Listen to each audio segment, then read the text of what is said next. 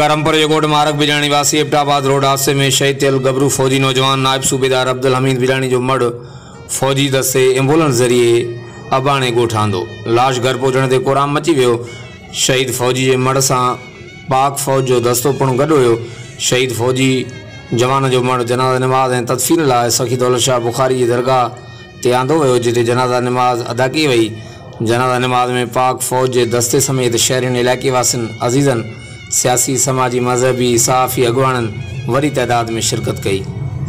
पाक फौज के दस्ते शहीद के मड़ के सलामी पुण ॾिनी ऐं फौजी एज़ाज़ सां बाणे कब्रिस्तान सखी दौलत शाह कब्रिस्तान में सवें आलिन अखियुनि सां शहीद के मड़ के मिट्टी मां हवाले कयो। हर वक्त आगाहण लाइ ॾिसंदा रहो JTN न्यूज़ करमपुर।